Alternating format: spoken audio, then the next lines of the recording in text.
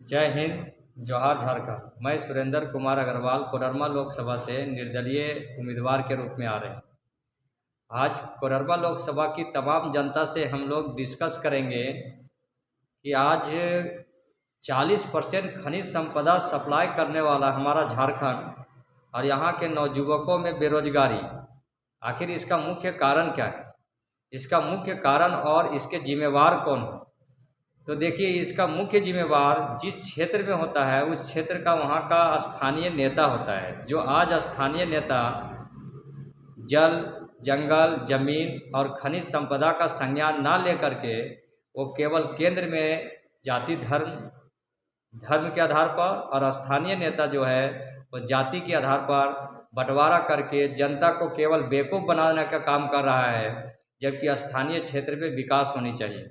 विकास तो एक कंप्लीट रूप से गायब हो गया। 24 साल हो चुके हैं झारखंड को अलग हुए, और 24 साल में यहाँ की हर एक जनता का एक ही आशा था कि झारखंड जब अलग होगा तो एक सोने की चिड़िया है, हमें तो रोजगार फिक्स है कि मिलेगा, अपना स्थानीय क्षेत्र में मिलेगा, अपने घर आंगन में रोजगार मिल जाएगा, और एक छोटा सा राज्य है जहाँ एक विशेष रूप से रोजगार का भरमार हो जाएगा, नौकरी हो जाएंगे। लेकिन आज वर्तमान में ऐसी स्थिति बना हुआ है कि झारखंड पूरे भारत में एक ऐसा राज्य है जहां करप्शन के मामले में 1 नंबर पर आ गया है।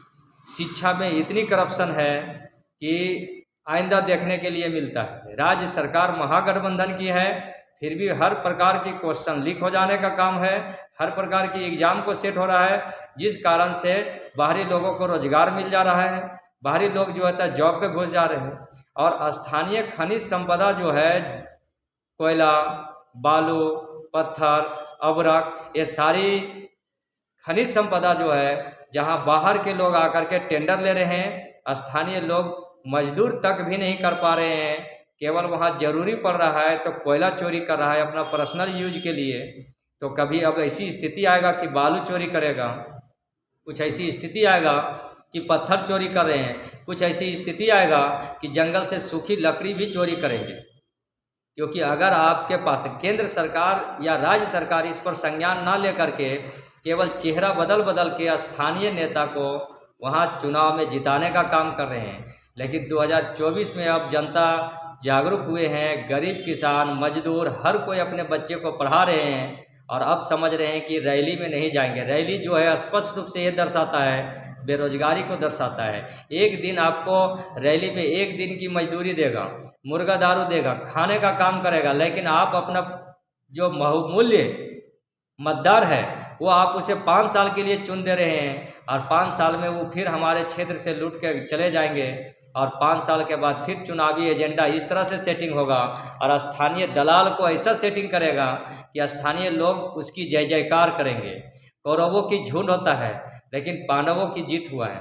उसी प्रकार से तीसरा उम्मीदवार के रूप में मैं सुरेंद्र कुमार एक शिक्षित और शिक्षक, पेशे से शिक्षक होने के बावजूद चुनावी मैदान में आए हैं। मेरा मुख्य उद्देश्य यही है कि हम नेता के रूप में नहीं, एक क्षेत्र में बेटा के रूप में आ रहे हैं, और जन जन तक हमारी ये विचारधारा को फैलाएं। और आप रैली में जाएं किसी का या ना जाएं वो आपका फैसला है, लेकिन चुनाव एक ऐसे लोगों को करें जो 5 साल तक आपके क्षेत्र में काम कर सकें। बालू है, कोयला है, अबरक है, पत्थर है, ये सब पर स्थानीय नीति की हम नियम बनाएंगे। वहाँ के स्थानीय लोगों का ये नहीं कि बालू मिलना चाहिए उसको 500-300 में, जो जेन्युइन रेट होना चाहिए, आज वही बालू मिल रहा है 3000-4000 रुपया में। जो आपको इस तरह का लॉलीपॉप और लालच दिया जा रहा है, जैसे गैस कनेक्शन को दिया गया था, घरेलू जैसे गैस कनेक्शन दिया था कि घर घर में गैस फ्री दे दिया, और आज 1000 की गैस भराने लगे। अगर आपके पास गैस नहीं है तो खाना नहीं बना पाएंगे। कुछ दिनों के बाद जंगल पर भी सरकार कब्जा कर चुका है, वहाँ से सूखी लकड़ी भी नहीं ला सकते हैं आप। जिस तरह से कोयले आपका नदी में बालू जो कब्जा में हो गया है, खनिज संपदा पहाड़ी क्षेत्र में पत्थर कब्जा हो गया है, आपके जमीन पर कोयला कब्जा हो जाएगा। बाहर का कंपनी आकर के आपको ना तो रोजगार मिल रहा है, यहाँ के स्थानीय नौजुवक जो पढ़े लिखे हैं या कम पढ़े लिखे, मुंबई, दिल्ली, गोवा, चेन्नई या अन्य राज्य, कलकत्ता या अन्य राज्य में जा करके दर बर दर भटक रहे हैं, 10,000, 5,000, 15,000 की रोजगार खोज रहे हैं। तमाम कोडरमा लोकसभा की जनताओं से अपील है कि आप अपने भविष्य के लिए, अपने बच्चों के भविष्य के लिए, जिसके लिए पढ़ा रहे हैं, आप शिक्षा में सुधार करना चाहते हैं, रोजगार चाहते हैं, अपने क्षेत्र में ही हर बच्चे का एकक विकास के रूप में आप चाहते हैं, तो आप सत्ता परिवर्तन करने का दौर आ गया है।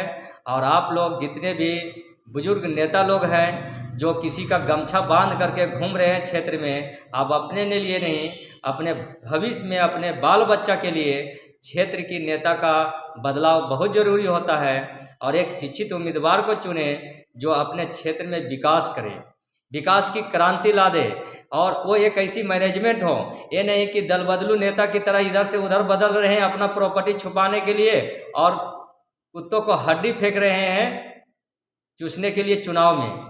तो आप लोग भी थोड़ा सा दलाली ना करें, दलाली करके नहीं, अपने समाज, राज्य और राष्ट्र के निर्माण में सहयोग करें। ये मेरी वादा है कि जन जन तक विकास होगी। अगर जन जन तक विकास का मेरा एक संकल्प है जो हमने क्षेत्र में अकेले उतरे हैं, और ये क्षेत्र की चुनाव नहीं है, ये एक केवल मेरा पर्सनल चुनाव नहीं है, हर नवयुवक की चुनाव है, हर माताएं एवं बहनों की चुनाव है, हर बेबस मजदूरों की चुनाव है, हर किसानों की चुनाव है, और हर व्यक्ति अपनी मतदान को एक ऐसे अधिकार को दें। आप राज्य में भी देख रहे हैं, महागठबंधन की सरकार है, 5 लाख नौकरी का बात किया, 50,000 भी नहीं दिया है। केंद्र में भी देख रहे हैं, जो अभी वर्तमान में सांसद बना हुआ है, उसने भी 2 करोड़ प्रत्येक वर्ष रोजगार की बात किया, अभी तक नहीं दिया है।